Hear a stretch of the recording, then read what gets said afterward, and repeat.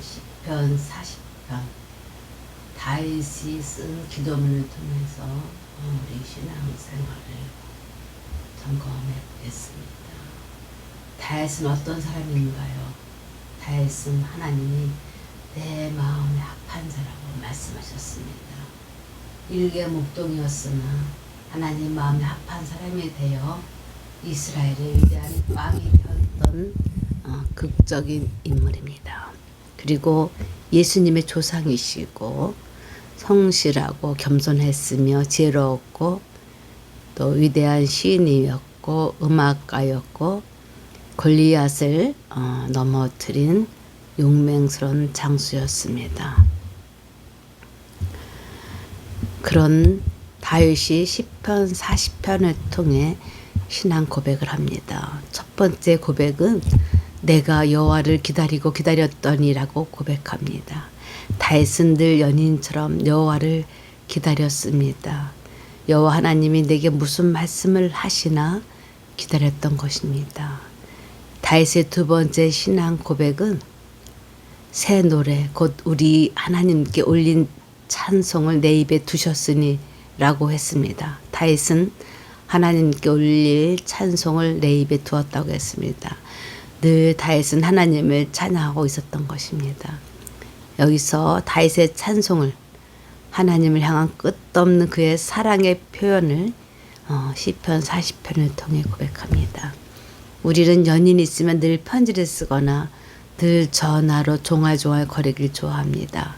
두 사람이 좋아한다고 하면서 종알거리지 않는다는 것은 두 사람의 사랑의 거리가 있거나 건태기일 수 있습니다. 그리고 연인들은 늘 같이 있고 싶어 합니다. 이렇게 다윗은 하나님을 찬송하는 소리를 내 입에 두었다고 했으므로 늘 다윗은 하나님을 찬양을 통해 종알거렸음을 알 수 있습니다. 세 번째 고백은 여호와를 의지한다고 했습니다. 그러면서 교만한 자와 거짓에 치우친 자를 돌아보지 아니하는 자가 복이 있다고 했습니다. 다윗은 어려울 때나 전쟁을 치를 때도 늘 하나님을 의지했습니다.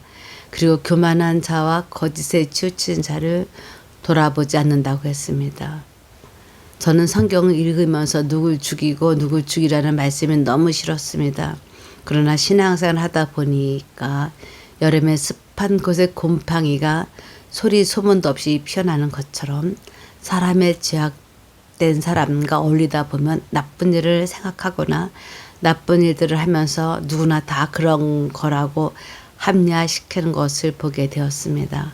특히 직장생활에서 출세를 하고자 할 때 못 먹는 술을 마시러 다니는 사람도 있었고 성적으로 타락할 성납하는 것도 봅니다. 출세를 위해서 비비고 상사의 비리를 저지르는데도 동조하는 것도 봅니다. 썩어 있는 것을 내부 고발하면 불이익을 받는 세상이 우리나라입니다. 여러분, 우리가 얼마나 죄로 물든 세상에 살고 있는지 아셔야 할 것입니다.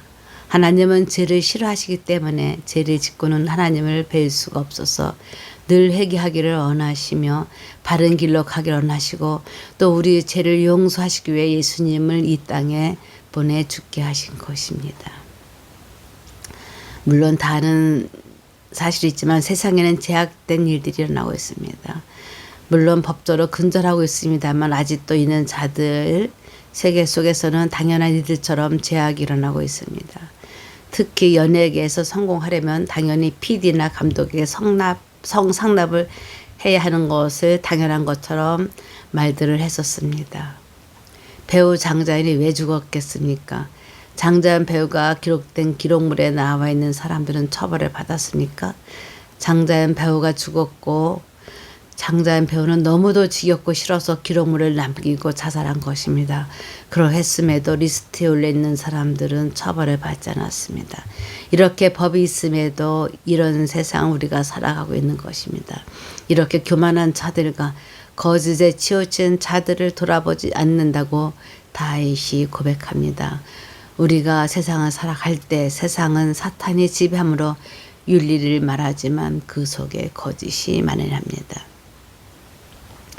네 번째 고백은 여호와 나의 하나님이여 주의 행하신 기적이 많고 우리를 향하신 주의 생각도 많다고 했습니다.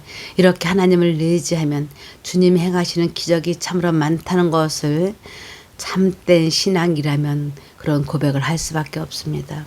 물론 은혜를 받고도 죄를 짓는 곳으로 돌아가는 사람도 있습니다만 이렇게 죄 짓는 곳으로 돌아가는 것은 하나님을 기다리지 않고 하나님을 찬양하는 것을 입에 두지 아니함이며 하나님을 의지하지 않기 때문입니다. 우리는 하나님을 믿는 사람이라면 정말 많은 기적을 경험할 수밖에 없습니다. 하나님은 우리를 사랑하심으로 늘 우리를 위해 무엇을 도울까 준비하고 계십니다. 그래서 하나님을 진정으로 믿는 성도들은 하나님이 우리를 위해 행하신 기적들이 많을 수밖에 없습니다. 그리고 다윗은 우리를 향하신 하나님의 생각도 많고 그 기적도 많아서 그 수를 셀 수도 없다고 하셨습니다. 그리고 5번째 고백은 다윗은 하나님의 뜻 행하기를 즐긴다고 했습니다. 그리고 주의 법, 즉 하나님의 말씀이 심중에 있다고 했습니다. 다윗은 늘 하나님 뜻대로 살고자 하는 것을 즐겼다고 했으며 그러면서 늘 마음에 말씀을 생각하며 살았던 것입니다. 대부분의 사람들은 내 뜻대로 살아가고자 합니다. 그러면서 문제가 해결되지 않으면 그때서야 하나님께 기도하면서 도와달라고 합니다. 우리는 어떤 일을 할 때에 하나님의 뜻이 무엇인지 물어봐야 할 것입니다. 저도 이런 일에 있어서 잘못된 신앙생활을 하고 있는 것 같습니다. 다윗은 하나님의 뜻 행하기를 즐기며 특히 그 마음의 말씀을 생각하며 살았다고 했습니다. 마음에 하나님의 말씀을 생각하면서 살았다고 고백합니다. 우리도 마음에 하나님 말씀을 생각하면서 묵상하시면서 사시는 길이 필요합니다. 그래야 하나님이 당시 우리를 통해 하나님의 일을 하실 수 있으실 것입니다. 6번째 고백은 내가 대중에서 의의 기쁜 소식을 전하였나이다. 여호와여 내가 내 입술을 닫지 아니할 줄을 주께서 아시나이다. 라고 했습니다. 내가 주의 일을 내 심식에 숨기지 않냐고 주의 성실과 구원을 선포하였다고 했습니다. 내가 주의 인자와 진리를 대중에서 은히 꺼리거나 숨기지 아니했다고 했습니다. 성도 여러분, 믿음의 사람들이 있을 때에만 하나님이나 예수님 이야기를 하십니까? 저는 교회에서는 열심인 사람으로 보였습니다만 외부 사람들에게는 하나님에 대한 이야기를 하길 꺼려 했습니다. 그래서 사람들은 제가 기독교인인 줄도 몰랐다고 했으며 어느 사람은 제가 불교 신자인 줄 알았다고 했습니다. 저는 이 시간 이런 제 모습을 회개합니다. 어차피 우린 남들이 볼 때에 미친 사람들입니다. 이런 과학이 발달한 시대에 신을 믿는다고 조롱할 것입니다. 또한 저희가 하나님 믿는다고 신앙을 이야기하면 마음에 안 든다고 노골적으로 말하는 사람들도 있습니다. 저는 은희의 뜻이 무엇인지 몰랐습니다. 은희는 꺼려 숨기는 것. 여러분은 어떠하십니까? 예수님 믿는 것을 꺼리거나 숨기십니까? 회개하시기 바랍니다. 이제 우리가 손해를 보는 한이 있더라도 예수님 믿는 것을 당당히 말을 할 때에 복음을 전할 수 있을 것입니다. 여러분 나도 예수님을 믿는다고 당당하게 선포하시기 바랍니다. 7번째, 무릇 주를 찾는 자는 다 주로 즐거워하고 기뻐하게 하시며 주의 구원을 사랑하는 자는 항상 말하기를 여호와는 위대하시다 하게 하소서라고 고백했습니다. 우리가 여호와 하나님을 위대하시다고 간증할 수 있으십니까? 우리의 문제만을 해결해 주시기 위해 기도하지는 않습니까? 다윗은 하나님은 위대하시다고 말하게 해달라고 요청했습니다. 그러면서 주를 찾는 자는 다 주 하나님으로 기뻐하게 해달라고 기도했습니다. 하나님은 위대하다고 여러 번 기도하십니까? 아니면 하나님은 위대하다고 묵상하십니까? 하나님이 우리를 통해 일하시도록 백지 기도를 권하고 싶습니다. 백지 기도는 하나님이 원하시는 기도, 하나님이 당신이 하시고자 하시는 일을 하시도록 기도하는 것입니다. 하나님이 내게 아니 우리에게 무엇을 하시길 지시하시는 기도, 하나님과 대하는 기도를 하시길 부탁드립니다. 6번째, 나는 가난하고 궁핍하오나 주께서는 나를 생각하시오니 주는 나의 도움이시요 건지시는 자시라. 나의 하나님이여 지체하지 마소서라고 기도했습니다. 다윗은 왕이 되리라고 기름 부음을 받은 사람이었지만 다윗은 사울이 다윗이 왕이 될 것을 막기 위해 즉 자신의 생각 하나님의 뜻이 아닌 자신의 생각을 간철시키기 위해 다윗을 죽이려고 군대를 동원하여 다윗을 쫓고 있었습니다. 다윗은 사울 왕을 피해 강야에서 굶주린 가운데서 있을 수밖에 없었습니다. 그러므로 다윗은 가난하고 궁핍했습니다.